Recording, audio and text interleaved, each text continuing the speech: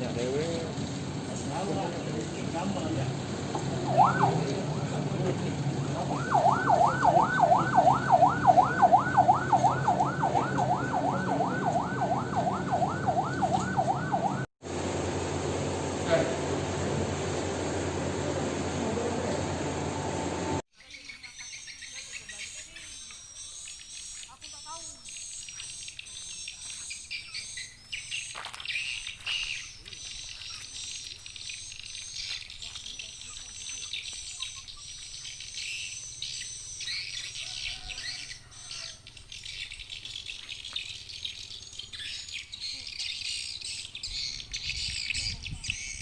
Assalamualaikum warahmatullahi wabarakatuh. Selamat siang dan sejahtera kita semua. Saya Kapolsek Moretelang, Gunawan Kabupaten Gunung, dampingi Kepala Desa Pak Sanusi, Desa Peranglubu, Babin Desa kita, Sertu Irwansa dan Salim Sabara, Suku Salim.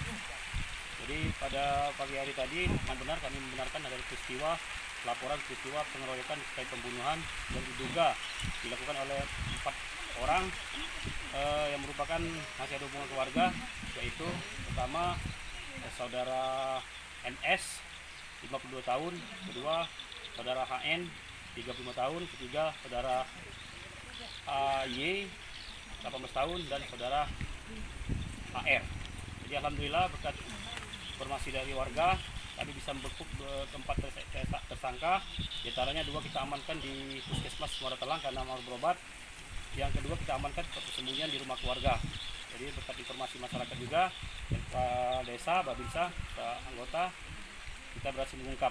Untuk korban meninggal dunia tadi pagi telah kita bawa ke Puskesmas Moretelang dalam perjalanan karena kehabisan darah. Korban SD 35 tahun meninggal dunia. Untuk korban sekarang dibawa untuk divisum di Rumah Sakit Bayangkara. Alhamdulillah sudah selesai, lagi menunggu untuk membawa kemari.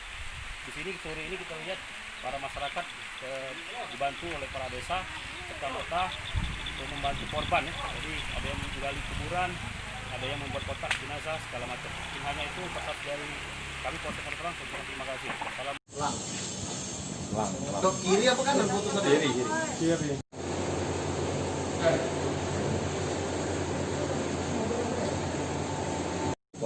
Kalau dari pagi, udah tahu nggak? Iya, dari nyalain bukan sini.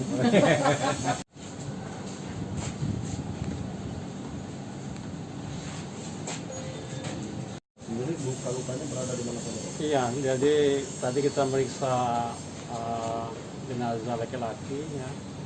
Itu lukanya itu ada di lengan kiri. Luka menganga ya. Luka tajam.